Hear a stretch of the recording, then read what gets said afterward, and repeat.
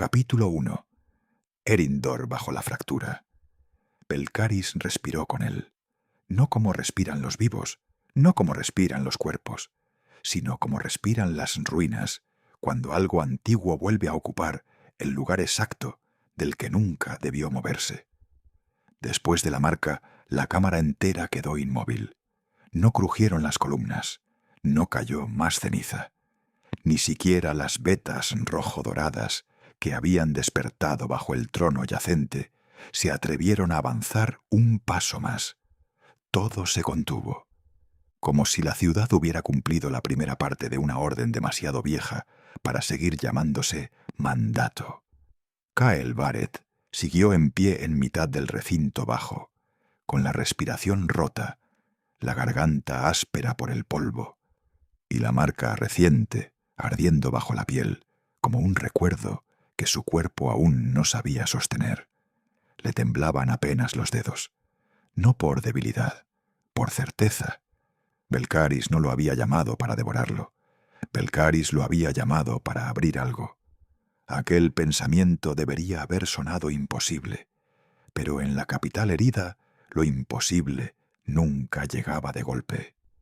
Primero cambiaba el aire, luego el peso del suelo, luego la forma en que la ceniza dejaba de obedecer al viento. Y sólo al final, cuando ya era demasiado tarde para llamarlo presagio, los vivos aceptaban que el mundo se había movido sin pedir permiso. Cael alzó la vista. El trono yacente seguía allí, sepultado en su propia sentencia, oscuro, inmenso, inclinado hacia él, como si toda la cámara hubiera recordado la forma exacta del obedecer. No volvió a ver la silueta, no aquella vez, ni la corona rota, ni los hombros de ceniza, ni ese peso inmóvil que por un instante había ocupado el lugar donde el mundo aprendió a inclinarse. Pero no necesitó verlo de nuevo. Lo había sentido, y sentirlo una sola vez bastaba para comprender que ciertos juicios no desaparecen cuando se apagan. Solo retroceden, esperan, y vuelven a abrir los ojos cuando encuentran el momento exacto. Cael dio un paso hacia la salida. Entonces ocurrió algo peor.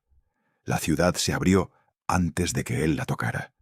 No fue una puerta cediendo, no fue un muro vencido por los siglos, no fue el gesto torpe de una ruina al derrumbarse. Fue una herida apartando sus propios bordes. Las losas del eje ceremonial temblaron bajo sus botas. Primero una, luego otra. Después el sonido llegó tarde, grave y profundo, como si hubiera ascendido desde un lugar que llevaba demasiado tiempo sin hablar con la superficie. Cael se detuvo al borde. La piedra negra se separó lentamente delante de él, y bajo aquella abertura no encontró fuego, ni agua, ni vacío. Encontró profundidad. Una profundidad atravesada por líneas antiguas, por geometrías imposibles, por vetas de luz enferma que no corrían como ríos ni brillaban como antorchas. Latían, despacio, con la paciencia obscena de lo que no necesita prisa, porque lleva siglos esperando el mismo instante. La ceniza no cayó dentro, se inclinó, subió por los bordes abiertos, rodeó la herida, tembló un instante en el aire como si incluso ella supiera que lo que se había abierto no pertenecía del todo a una ciudad.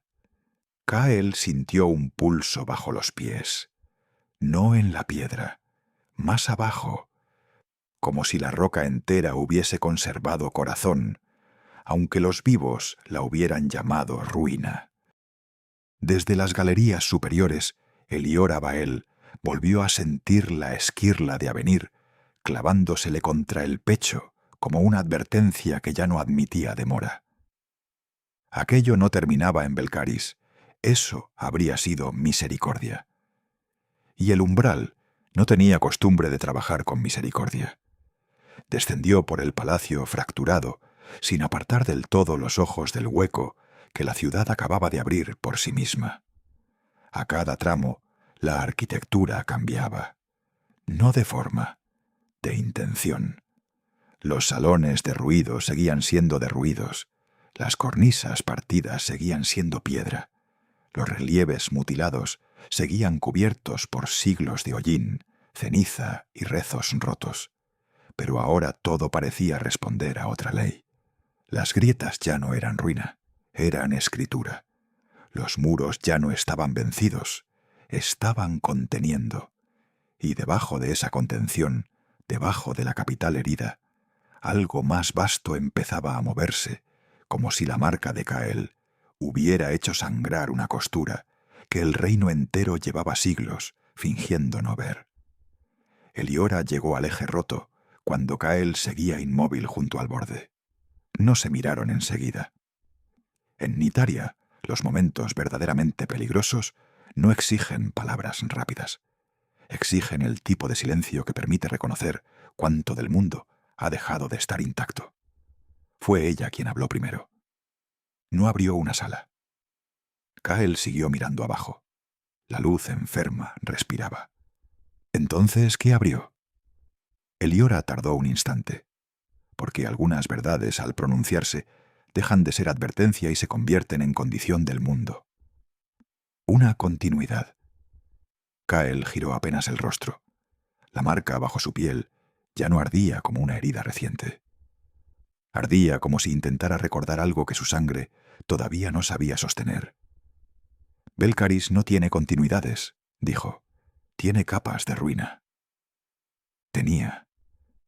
Aquella sola palabra pesó más que cualquier amenaza. Abajo, la geometría enterrada volvió a latir. Cael tragó polvo. ¿Qué se movió ahí abajo? Eliora observó el hueco, la ceniza obediente, la piedra. No va el oro entero, no todavía. Cael apretó la mandíbula. Entonces, ¿qué? Eliora no apartó la vista. La fractura. El silencio cambió de forma. Se volvió más nítido. Cael la miró por fin como se miras a alguien que acaba de decir algo peor que una condena. Eliora sostuvo la mirada. Si el 10º umbral puede abrirse dentro de una persona, también puede herir lo que esa persona toca cuando se abre. Cael no respondió. La marca no había despertado solo un trono, ni solo una memoria imperial, ni solo el residuo de un rey. Había tocado una costura más vasta. Erindor. Lejos de allí, ciertas cosas cambiaron. En cámaras selladas, el polvo cayó hacia arriba durante un segundo. En costas de juramentos muertos, la espuma retrocedió como si hubiera oído una orden bajo la marea.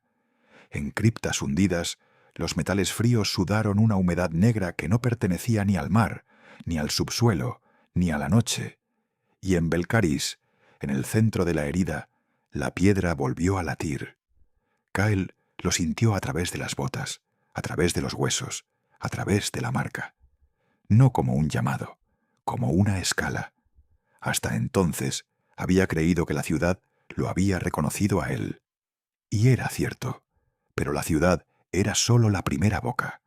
Debajo de ella había algo más profundo recordando al mismo tiempo.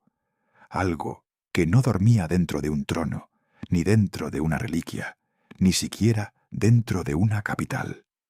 Dormía debajo del reino. Erindor no era un mapa estable herido por ciudades aisladas. Era un cuerpo contenido por sellos viejos, juramentos incompletos y memorias que nunca terminaron de pudrirse. Y algo, desde abajo, acababa de acordarse de cómo tocarlo. El borde del hueco se abrió un poco más. No mucho, lo suficiente. Bajo la piedra ceremonial apareció por un instante una geometría demasiado grande para pertenecer a un recinto, un trazo, luego otro, después una curva imposible. No era una sala, no era un mapa, era una herida organizada. La forma antigua de una fractura que llevaba siglos siendo contenida por ciudades, coronas, linajes y mentiras. Cael retrocedió medio paso, no por miedo, porque por fin entendió la diferencia entre ser llamado por una ruina y haber sido convertido en la bisagra de algo mucho más antiguo. Eliora siguió mirando abajo. Ahora ya no puede fingir estabilidad, dijo. Kael bajó lentamente la mirada hacia la marca que ardía bajo su piel. Belcaris había dejado de fingir que había perdido a su heredero. Y debajo de Belcaris, Erindor empezaba a dejar de fingir que seguía entero. Muy abajo, donde ni la ceniza ni los nombres muertos alcanzaban a cubrirlo todo, algo respiró. Una sola vez.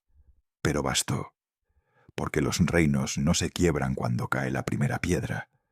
Se quiebran cuando la herida recuerda su forma.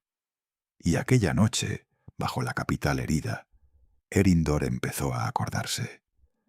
Si quieres seguir descendiendo, el siguiente audiolibro ya te espera en el canal.